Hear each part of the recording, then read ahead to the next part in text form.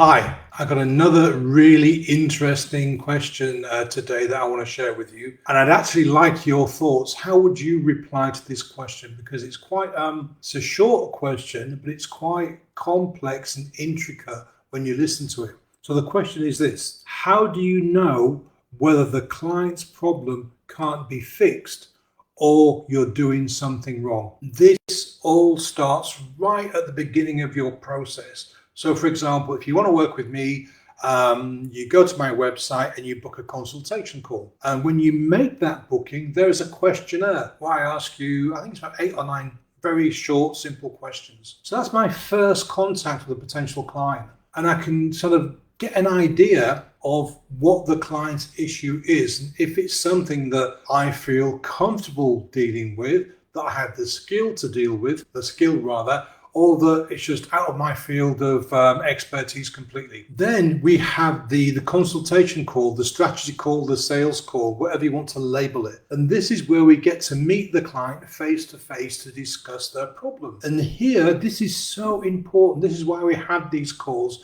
because we can find out what the client's perceived problem is and whether we are capable of dealing with that problem. Let me give you an example. I had someone contact me and we set up a call and she said to me, I'm hearing voices. So I replied, okay, what are the voices telling you? And she responded straight away, the voices are telling me to go and hurt someone. I stopped the call immediately and said, listen, please go and contact your doctor now and call me back when you've done so. And she did, because clearly this person had issues that were way beyond my abilities, and I wasn't even going to go there. A lot of the time I turn people away because they're just not ready, they're not motivated, they're not in the right kind of space. But there are occasions when I just know I can't deal with that kind of thing. So that's the first step. You've got to gauge whether or not you're comfortable, you're confident, and you're able to deal with this particular person's problem. That's the first step. And then once you've kind of said, yeah, okay, I'm happy to work with this person, I believe I can deal with this thing, then you get them into the first session. And as a conversational hypnotherapist, your tools are, we've talked about this a few times before, is asking simple, short, open-ended questions and listening actively and expanding those UMs, those unconscious moments. You will know if something isn't working right for you. Maybe the client is one of these people that talks and talks and talks and talks and talks and talks and talks, and you're not able to get them to go into a UM or to show them a UN. Yeah? So you have to take a different approach. If you're going down one road and you're not getting the answers or the responses or the UMs that you're looking for, it's like you're driving. You've got to accept you've gone down a cul-de-sac, turn around, come out and start again. There's nothing wrong with starting again. So tell me, Paul, what's the problem? And going on from there. And you can do that as many times as you like because the client doesn't know what your process is. So you have the ability to go in and ask the same questions from a different angle, from a different perspective. And then if you're stuck, end the session. If you really can't get anywhere with this client, just say, I think that's enough for today, and I'll meet you in a week or so. And then go and talk to someone, get some advice.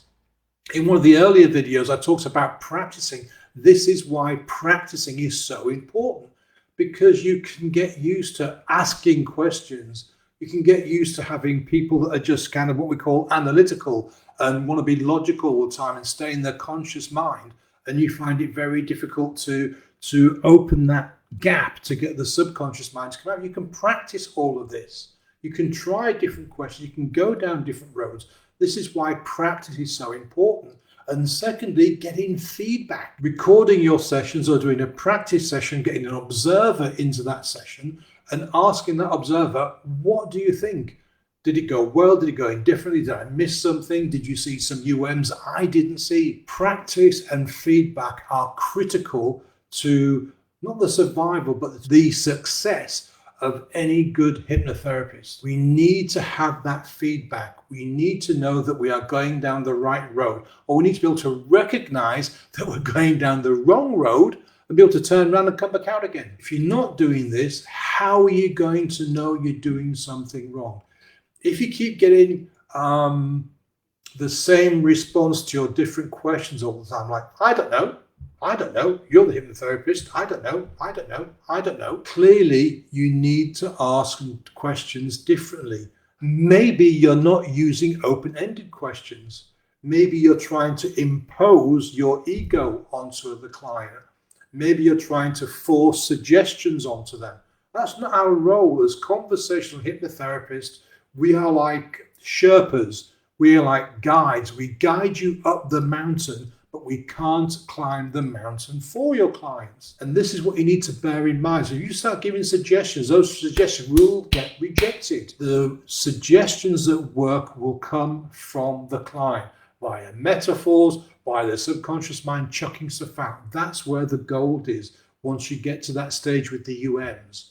So if you're not getting those responses, take a step back and ask yourself, what can I do differently? If you're really stuck with a client, get a colleague and say, Paul, James, Sue, whoever, could you work with this client for me? Or could you sit in with this client for me and just show me what's not working? Ask the client permission to record the session and then share that session with a trusted colleague and get their feedback. To recap, use your booking system to gauge whether or not you have the ability and the skill and the confidence to work with a particular client's particular problem. On the strategy call, be honest with yourself. Do you think you can deal with this person's issue?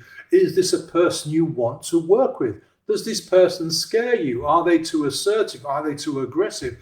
Are they under the influence? There's nothing wrong with saying no. You can refer them on to somebody else. And then the third and final point is during the actual session, if you know something's not working, or if you get the feeling that something's not working, use a different approach and then get feedback and practice until you become comfortable with working in this particular scenario. Thanks for watching, and I'll see you again soon. Bye now.